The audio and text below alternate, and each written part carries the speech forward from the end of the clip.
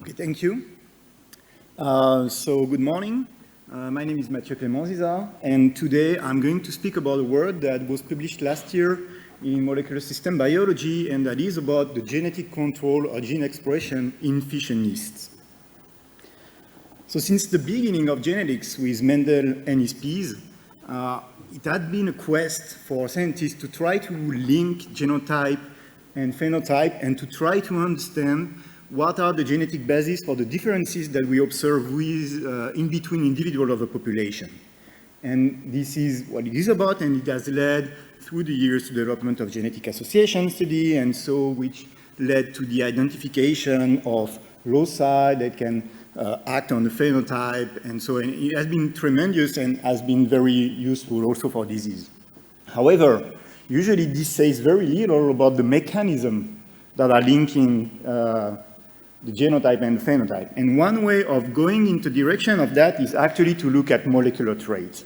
When I speak about molecular trait, I speak about gene expression level and you consider that those traits are quantitative traits that you try to study and try to find the link between those molecular traits and the genotype. How natural genetic variation can influence gene expression, for instance, which is what we are doing when we are doing EQTL. So QTL stands for quantitative trait loci, and just a variation of genetic association made for quantitative trait. So let's go together, for those of you who don't know what is a QTL, to what you need to do QTL mapping. To make QTL mapping, you need a population. So let's take a population. And so here we have a population of local pins of beer. You see, very nice. And they are different in size. This is the trait we are going to study. Now, what you have to do when you have your population, you have your trait, you have to look at the genotype. So you look at the genotype of the pins, and you have to drink quite a lot of those. And so when you have the genotype, the thing about finding a QTL is just finding a relationship that you have between your trait and the genotype. And if you look carefully here, the pins which are, the size of the pin is associated with the genotype of the locus 2, where you see that the pins who inherited the A allele tend to be bigger than the one who inherited the B allele. And that's a QTL, as simple as that. You found a QTL. Now, the question is now, what is it now if you look at gene expression, for instance? Well, it's exactly the same, but the trait you are looking at is different. It's not anymore the size of the pins, but the expression of one gene. Exactly the same process. So here on this toy example, it's quite easy to find the QTLs, but in real life and when you have real data, it can be more tricky. And one of the methods that we are using is based on random forest. So when you use random forest for QTL mapping, the idea behind it is that you try to learn your trait with predictors, and the predictors are the genetic markers. Now, so we have shown in the group that this method is very good, perform well, it has no assumption of the model, and also inherently it takes into account epistasis of genetic interaction, and which is very powerful. So this is the method of choice that we are using in this study. So now, this exact study, what is it about? It's about fission yeast, which is not the yeast that is used for the beer, unfortunately, but it's still a quite good yeast.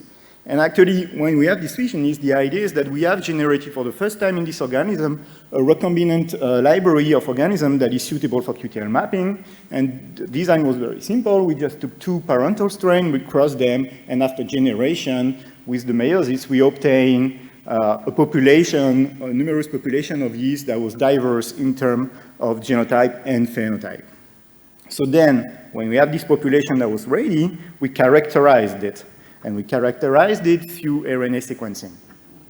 So we subjected all the library to RNA-seq, and from this data, we extract several things. So not only the obvious coding gene, but since it was RNA-seq, it was very deep and strain-specific, we could look in deep at non-coding RNA, we could look at antisense transcription. And the other thing that we looked at, actually, is that with the RNA-seq, we also did the genotyping, actually.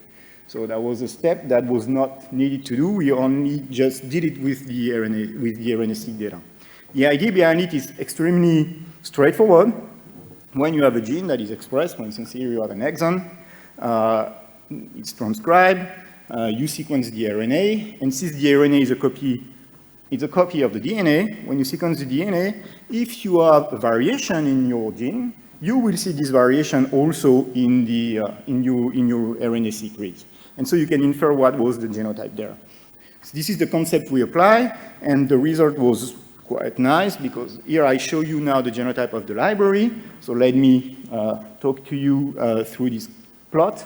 So every row corresponds to one strain. And for each row, you have vertical bar, very small vertical bars, which are actually one polymorphism.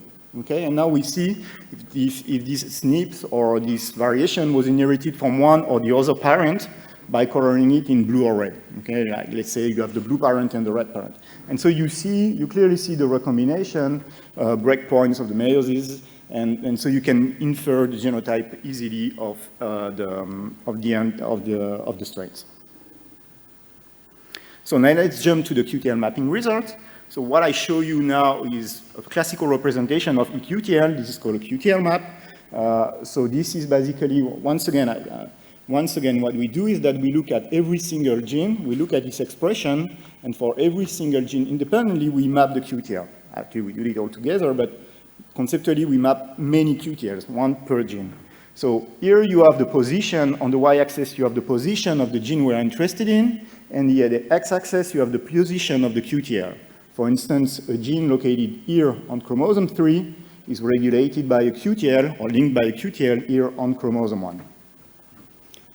Okay, so what is the first thing that is a nice result? Now, what is the first thing we looked at? The first thing we looked at is the difference and the proportion of cis and trans QTL. So what is a cis eQTL and trans eQTL? What is the difference? A cis eQTL, it is when the variation that is regulated in the gene, like your QTL, is located usually in the neighborhood of the gene and has a direct effect on it.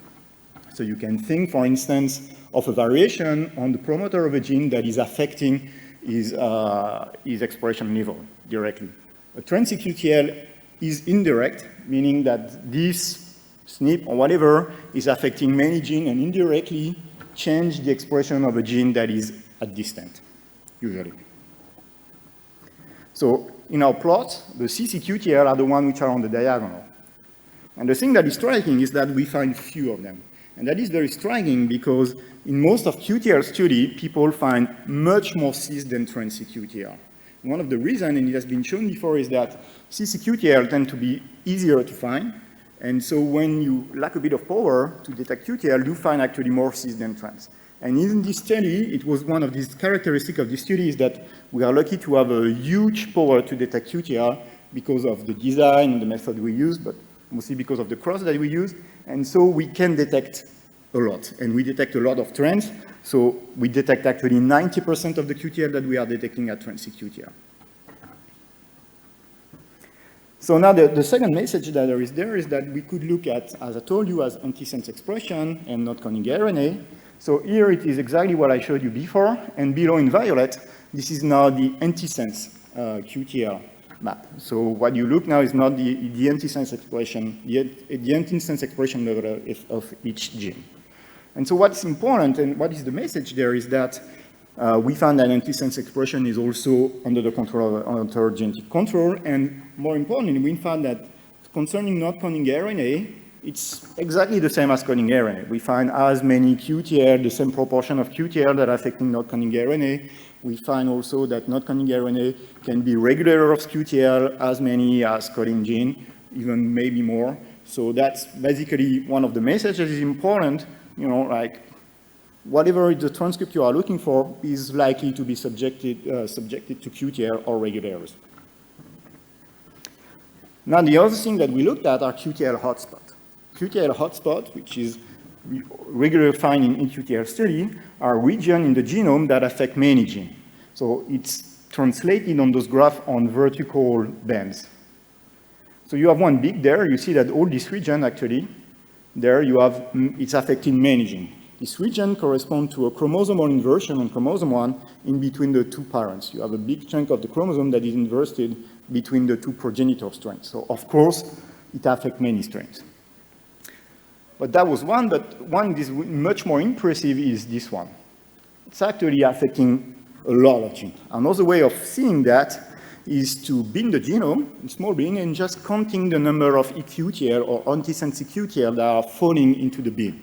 And you see that in this bin of chromosome 3, it's actually affecting like a huge amount of gene. It's almost 1/4 of the genome.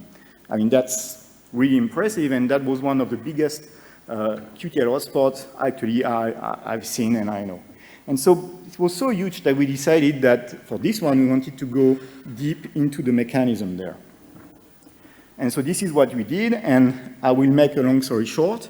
We identified that in this region, there was the gene that was called SWC5, and SWC5 encodes for a protein that is a member of the SWR1 complex. And the SWR1 complex is responsible for the replacement at the nucleosome of the histone H2A by the histone H2AZ. Okay, and the histone H2AZ has been shown, at least in fission yeast, to be quite responsible for the control of antisense transcription.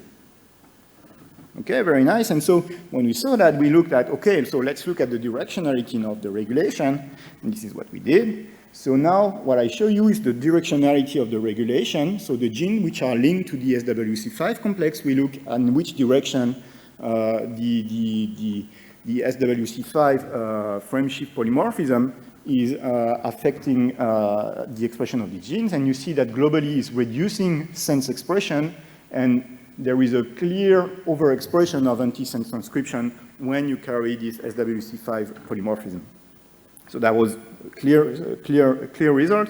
And so we went on to do some molecular validation of this. I won't show you all the results, but I show you one that is quite important, that is, I think, quite illustrative of it. And so what we did is that we study now the occupancy of H2AZ via ChIP-seq.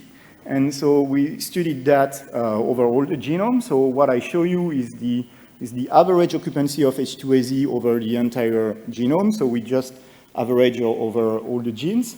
And the 0 corresponds to the transcription start site. And you see that H2AZ is peaking at the +1 nucleosome. But in the strain either deleted for SWC5 or carrying the frame shift polymorphism, you see a huge reduction of H2AZ occupancy at the big reduction of the H2AZ occupancy at the +1 nucleosome.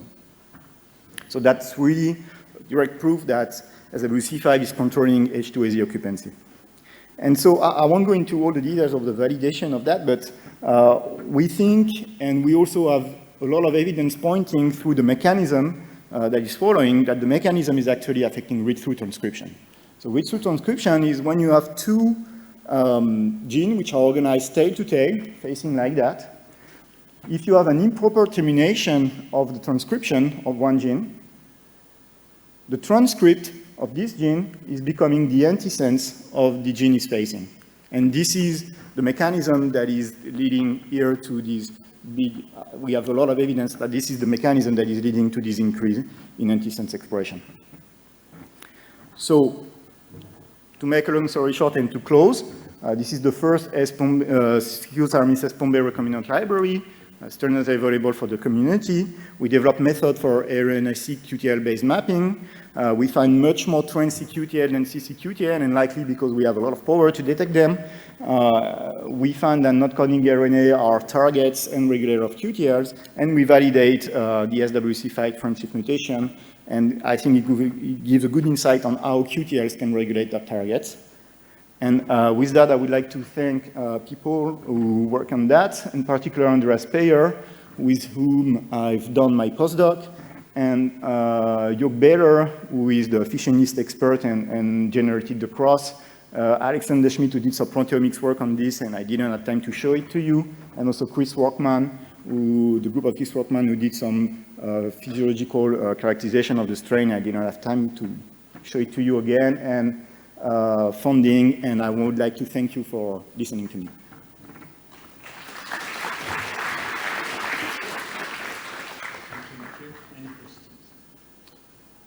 Thanks for the great talk. I remember your cis-trans QTL map panel, and you mentioned you have matched power to find trans, but it looked like there are many genes where you have no cis effect.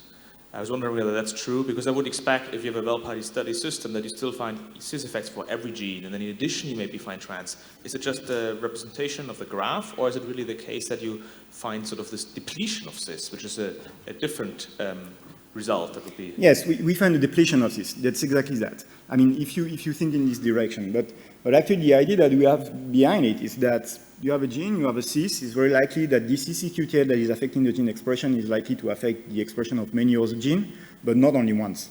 So I think that if you imagine that you are in the possibility of detecting all the QTL, you will detect more trans than cis. That I buy, but so my question was, in order to do this step, you would still expect that for every single gene you would find at least one cis effect.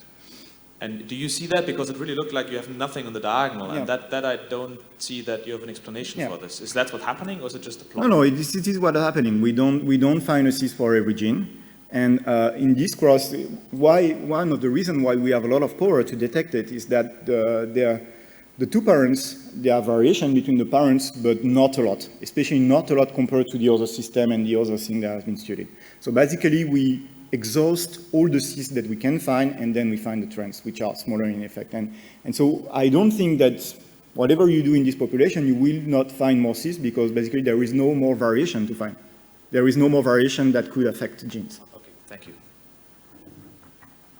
Are there any other questions?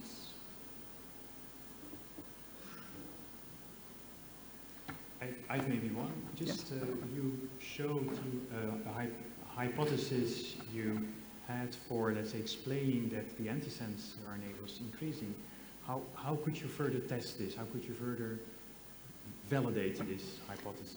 Yes, so actually in the paper we show extra validation. So the first one we show, we find in the gene for which they are regulated by this effect, we find an enrichment for genes which are in this situation of being tail to tail, a huge enrichment, very significant. This is the first thing. The second thing is that we make some targeted qPCR of the antisense transcription and show that we had, that it was the same transcript. Also, we did some race experiment where we show actually that we recovered a transcript that is of the full length. But of course, it's very tenuous because the expression, the level we are speaking of are very small. You know, we go from something where you have 0 to something where you have a bit more.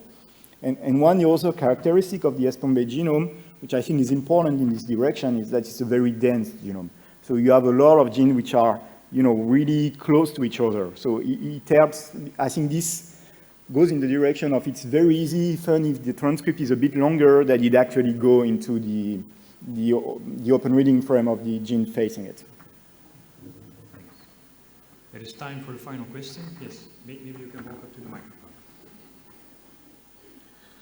Did you look specifically at antisense transcripts, which are not the result of read-through, but rather have their own promoters? Yes, there is some antisense transcript with their own promoter. This exists, and they are usually on the Pombe genome, and they are encoded as non-coding RNA. Actually, when you look carefully about the non-coding RNA of the annotation of non-coding RNA of Pombe, most of them are antisense transcript. So it exists transcripts which have their own promoter, antisense transcripts have their own promoter, and they are regulated by QTL like was the gene. You know, there is no, we see, I think that's a very important point. We see no difference between the coding and not coding gene in terms of gene regulation. Just like, same thing. So, if there are no further questions, then let's thank Mathieu again. Thank you.